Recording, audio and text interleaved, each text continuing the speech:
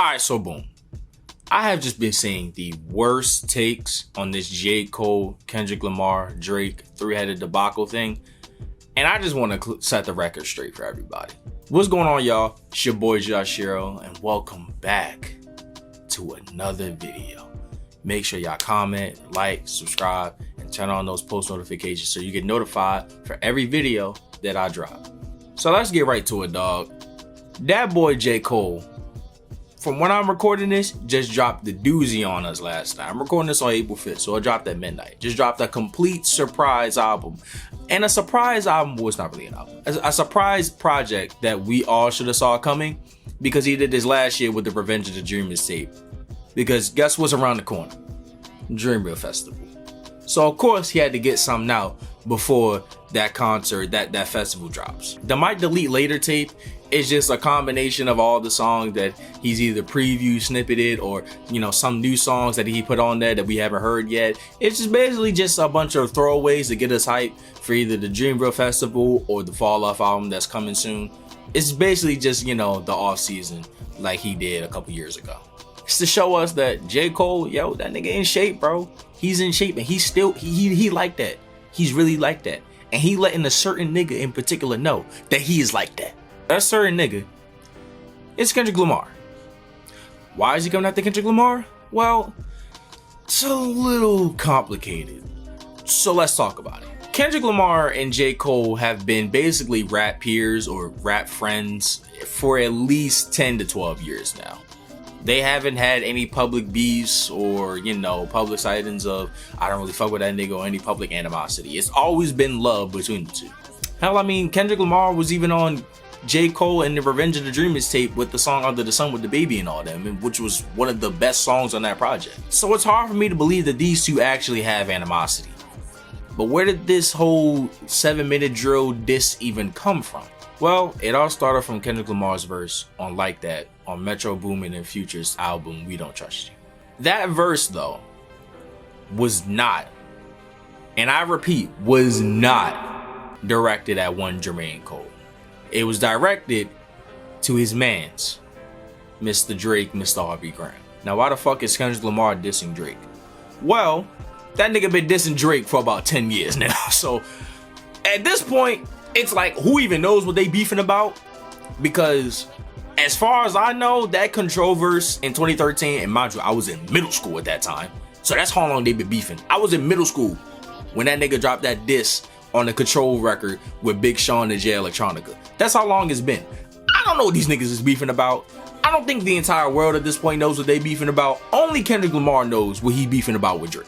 But since then, Drake has never really acknowledged Kendrick Lamar's presence, which is weird because that diss came out the exact same year or close to that exact same year where Poetic Justice was taking over the charts. So it's just weird to see how that relationship muddied so fast. Now, again, I believe most of that album was recorded in 2012, 2011, so they could have been cool then. It could have been just for the label, could have, you know, out of, you know, Kendrick Lamar's hands. He just needed a hit, but he didn't want to do anything mainstream. So he just got, you know, Drake to, you know what I'm saying? He slapped me a verse on that joint, you feel me? And that's how it came to be. I don't know if they were, you know, respectable to each other. I don't know if they were cordial back then, but clearly the relationship is muddied at this point, to the point where that nigga is just gonna hop on a track on an album where they dissing that nigga. So how did J. Cole even get mixed up in all this? Well, again, that's his biracial bestie boy over there. So, you know, them two niggas is, like Kendrick Lamar say, clicking up. Hey, you gonna catch a stray, my boy. It is what it is. But these two have acknowledged that they fuck with each other. Like, even J. Cole in the 7-minute drill song acknowledged that, yo, I fuck with that nigga. That's my man. That's my brother. So I really don't even want to do this to him. But it was more of like the I'm a little bro you way.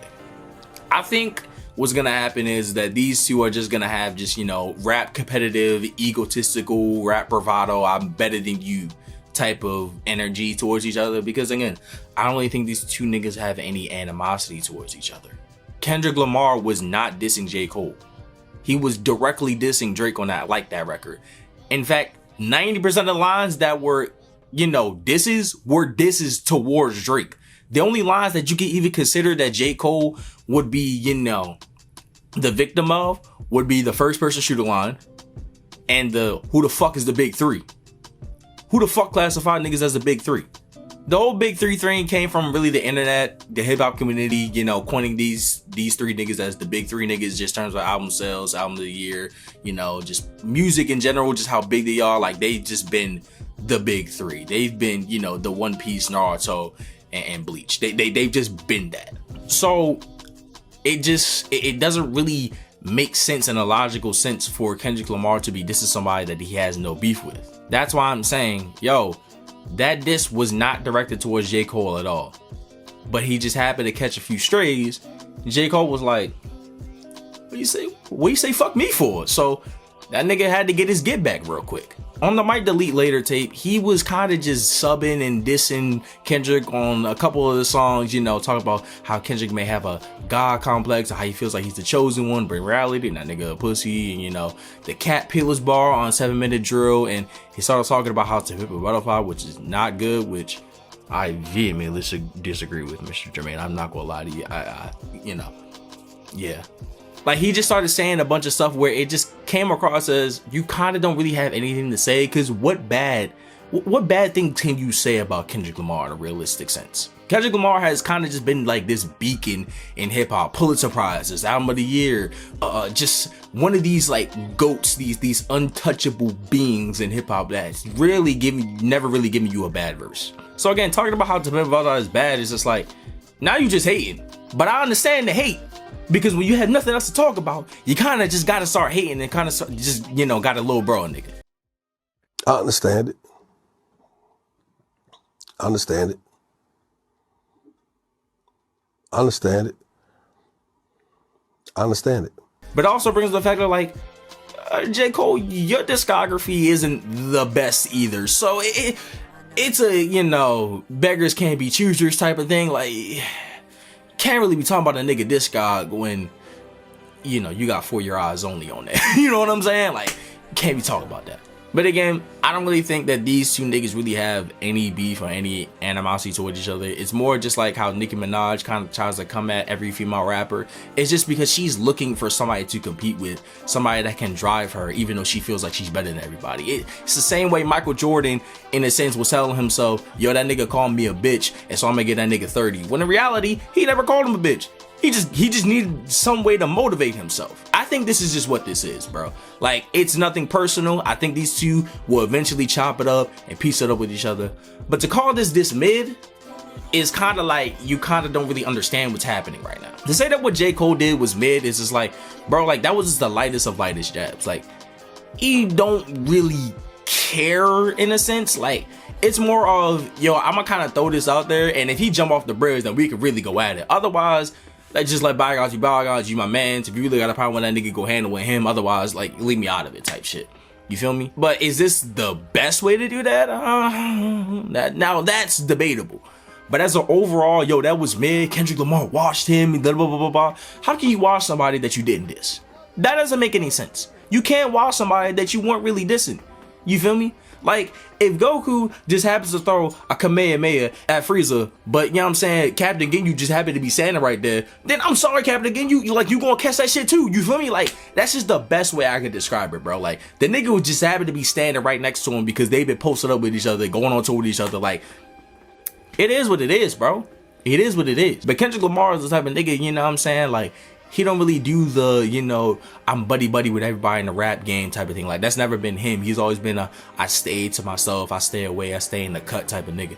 So, again, if J. Cole and Kendrick Lamar really want to do this, it's just going to be rap competition. It's not going to be Jay-Z and Nas. We're going to get an Ether and all this other stuff. It's not going to be a Pusha T and Drake where they genuinely don't like each other. It's not going to be a Freddie Gibbs and Benny the Butcher. It's not going to be a Drake versus Future and Metro Boomin where they all fighting over a shorty. Like, it's not going to be that. It's not gonna be anything personal unless they make it personal. It's gonna be like Joyner Lucas and Tory Lanez in a sense, where it's just like we kind of just rapping and I feel like I'm better than you and you feel like you're better than me, and that's just what it is. But again, to say that Kendrick Lamar washed him is just like, wash him with a line? Are we serious? But to say that J. Cole washed him is also like, now, I'll feed into it. Like, yeah, J. Cole got that nigga out of here. But as well, some real shit, like on some like understanding rap shit, it's more like a, you know what I'm saying? Like, the immovable force meets the immovable object. Like, nobody went anywhere. Nobody's doing anything. It's more of a, we just had a standoff right now. You gonna pull the trigger or you not gonna pull the trigger? And for me, I want to see Kendrick Lamar pull that trigger. I want to see it. I want to see it.